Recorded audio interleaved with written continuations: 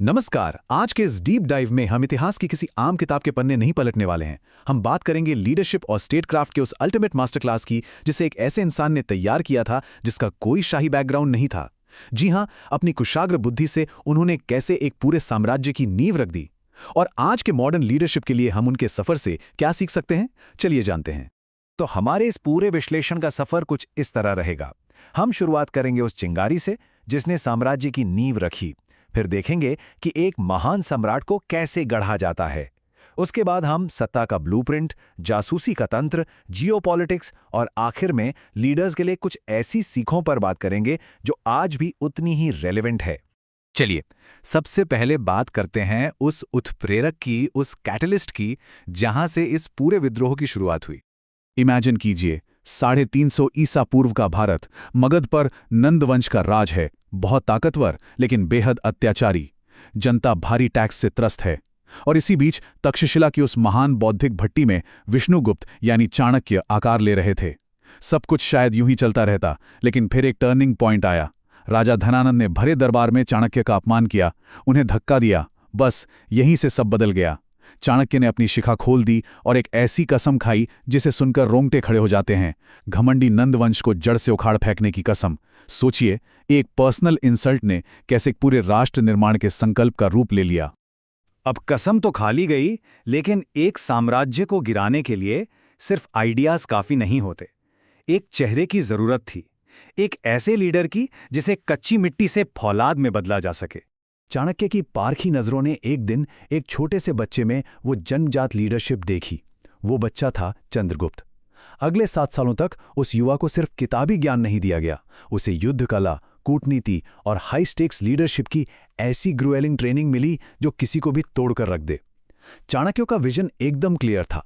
एक शासक को लोमड़ी की तरह चालाक और शेर की तरह निडर होना चाहिए। और इन 7 सालों में वो आम सा युवा एक स्ट्रेटेजिक मास्टरमाइंड बन चुका था। अब यहां रुककर जरा सोचिए, आज के टाइम में एक मॉडर्न एग्जीक्यूटिव किसी पुराने जमे हुए मोनोपोली वाले बिजनेस को कैसे खत्म करता है। ये सवाल ना प्राचीन सैन्य विजय और आज की कॉरपोरेट स्ट्रैटेजी को आपस में जोड़ता है। क्योंकि आपको जानकर हैरानी होगी, चाणक्य और चंद्रगुप्त ने भी अपने पहले कैंपेन में एक बहुत बड़ी गलती की थी। बिल्कुल वैसी ही गलती जो आज के स्टार्टअप्स अक्सर करते हैं। उन्होंने सीधे जाकर सबसे ताकतवर सेंटर यानी राजधानी पाटलिपुत्र पर हमला कर दिया और नतीजा, वो बुरी तरह हार गए। लेकिन असली लीडर वही है जो अपनी हार से सीखे, राइट? इस हार के बाद उन्हें एक आम गांव की महिला से एक कमाल का लेसन मिला, गरम खिचड़ी का सिद्धांत। उस महिला ने अपने बच्चे को डांटा जिसने गरम खिचड़ी के बिल्कुल बीच में हाथ डालकर अपनी उंगलियां जला ली थीं। आज के बिजनेस वर्ल्ड के लिए ये एक स्टेप बाय स्टेप गाइड है। सीधे कोर मोनोपोली से मत टकराइए। स्टेप 1, पहले कमजोर पेरिफेरल मार्केट्स यानी किनारों को टारगेट करें। स्टेप 2, वहां अपने रिसोर्सेज और अलायंस बनाएं। स्टेप 3, धीरे धीरे मुख्य बाजार को चारों तरफ से घेर लें। और फाइनली स्टेप 4, जब आप पूरी तरह तैयार हों तब सेंटर पर स्ट्राइक करें। एग्जैक्टली यही स्ट्रैटेजी अपनाकर चंद्रगुप्त ने पहले सीमावर्ती इलाकों को जीता और फिर मगध को उखाड़ फेंका। नंदवंश का पतन तो हो गया, लेकिन असली काम तो अब शुरू होना था। किसी सिस्टम को तोड़ना आसान है, लेकिन उसे चलाना, उसके लिए चाहिए एक सॉलिड ब्लूप्रिंट। और यही एंट्री होती है अर्थशास्त्र की। देखिए, इसे किसी यूटोपियन या आदर्शवादी फिलॉसफी की तरह मत देखिए। ये वेल्थ, रिसोर्स मैनेजमेंट और प्रैक्टिकल गवर्नेंस का एक बेहद रियलिस्टिक और अनकॉम्प्रोमाइजिंग मैनुअल है। सीधे शब्दों में कहें तो ये सत्ता को हासिल करने और उसे हर हाल में बनाए रखने की एक अल्टीमेट गाइडबुक है। अगर आप अर्थशास्त्र की इकोनॉमिक पॉलिसीज को ध्यान से देखें तो ये आज के मॉडर्न कॉर्पोरेट गवर्नेंस से बिल्कुल मैच करती हैं। नेपोटिज्म की कोई जगह नहीं, नियुक्तियां सिर्फ मेरिट के बेस पर होंगी।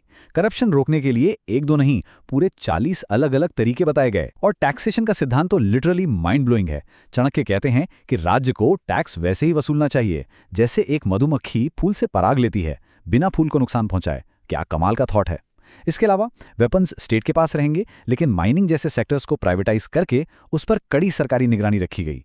इंफ्रास्ट्रक्चर में भारी इन्वेस्टमेंट किया गया और इन्हीं फाइनेंशियल और गवर्नेंस पॉलिसीज ने मौर्य साम्राज्य को एक सुपर पावर बना दिया। अब गवर्नेंस और इकोनॉमी तो सेट हो गई, लेकिन सत्ता को बचाए रखने के लिए थोड़ा डार्क और प्रैग्मैटिक होना पड़ता है। चलिए शासक की 3 आंखों वाले कॉन्सेप्ट को समझते हैं। चाणक्य का साफ मानना था कि एक राजा की 3 आंखें होनी चाहिए, खुद की, सलाहकारों की और सबसे जरूरी जासूसों की।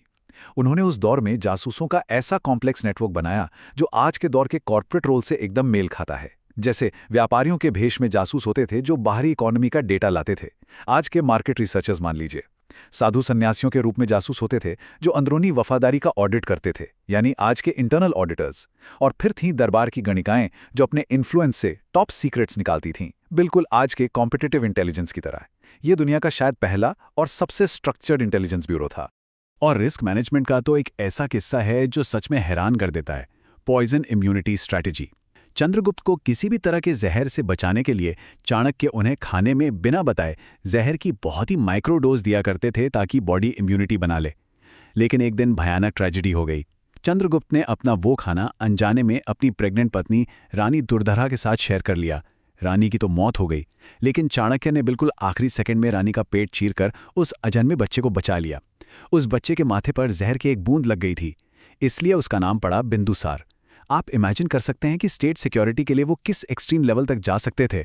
इंटरनल सिक्योरिटी के बाद अब नजर डालते हैं बाहर की दुनिया पर, यानी ग्लोबल चेसबोर्ड पर। यहाँ अर्थशास्त्र का मशहूर मंडल सिद्धांत आता है, जिसे आज भी दुनिया भर के पॉलिसी स्कूलों में पढ़ाया जाता है। कॉन्सेप्ट बहुत सिंपल है। आपका पड़ोसी नेचुरली आपका दुश्मन है और पड़ोसी का पड़ोसी आपका नेचुरल दोस्त है। ना कितनी प्रैक्टिकल बात। इसके अलावा फॉरेन पॉलिसी और डिप्लोमेसी को साधने के लिए उन्होंने 4 टैक्टिक्स दिए। साम यानी बातचीत से मामला सुलझाना, दाम यानी फाइनेंशियल इंसेंटिव्स देना, दंड यानी मिलिट्री एक्शन या फोर्स का इस्तेमाल, और भेद यानी दुश्मन के खेमे में ही फूट डाल देना। चाणक्य का मानना था कि अगर काम डिप्लोमेसी और दिमाग से हो जाए तो बेवजह खून बहाने की कोई जरूरत नहीं।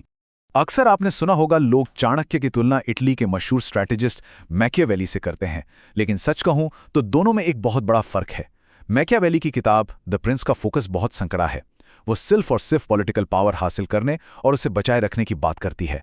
लेकिन दूसरी तरफ चाणक्य का अर्थशास्त्र कहीं ज्यादा होलिस्टिक और ब्रॉड है। ये सिर्फ पावर प्ले नहीं है, ये एक पूरा सोशियो इकोनॉमिक, लीगल और पॉलिटिकल ब्लूप्रिंट है, जिसका अल्टीमेट गोल स्टेट की ओवरऑल प्रोस्पेरिटी है। अब हम इस विश्लेषण के आखिरी पड़ाव पर हैं। देखते हैं कि चाणक्य नीति ने हमारे समाज के लिए कैसी विरासत छोड़ी है। पॉलिटिक्स और इकोनॉमी से हटके चाणक्य नीति में आम जिंदगी और लीडरशिप के लिए ऐसे ऐसे लेसन हैं जो टाइमलेस हैं। जैसे हमेशा अपने बराबर के स्टेटस वालों से दोस्ती करें। उन्होंने बताया कि पैसा और खूबसूरती तो खत्म हो सकती है, लेकिन एजुकेशन इकलौती ऐसी दौलत है जो कभी चोरी नहीं हो सकती। लीडर्स के लिए सबसे बड़ी सीख, दूसरों पर अथॉरिटी चलाने से पहले खुद पर सेल्फ डिसिप्लिन होना चाहिए। और मेरी फेवरेट, दूसरों की गलतियों से सीखें, क्योंकि अपनी ही गलतियां करके सीखने बैठेंगे तो ये जिंदगी बहुत छोटी पड़ जाएगी। और हाँ, कोई भी एक्शन लेने से पहले उसके अंजाम के बारे में जरूर सोच लें। इन तमाम कठोर और रूथलेस लगने वाली रणनीतियों के पीछे ना एक बहुत ही सॉफ्ट और पब्लिक वेलफेयर का थॉट था। चाणक्य ने लिखा है, प्रजा के सुख में ही राजा का सुख है और प्रजा के कल्याण में ही उसका कल्याण है। ये साफ दिखाता है कि एक मजबूत स्टेट बनाने का इकलौता मकसद पब्लिक की सिक्योरिटी और उनकी भलाई होनी चाहिए। ये ड्यूटी का एकदम हाईएस्ट लेवल है। लेकिन इतने महान मेंटर का आखिर में हुआ क्या? चंद्रगुप्त के बाद जब उनके बेटे बिंदुसार ने गद्दी संभाली, तब भी चाणक्य रॉयल एडवाइजर बने रहे। सब कुछ शांति से चल रहा था, लेकिन दरबारी राजनीति यानी कोर्ट पॉलिटिक्स ने उन्हें नहीं बख्शा। सुबंधु नाम के एक मंत्री ने जलन के मारे सम्राट बिंदुसार को भड़का दिया। उसने चाणक्य पर उसी ऐतिहासिक घटना रानी दुर्धरा की मौत का झूठा इल्जाम लगा दिया।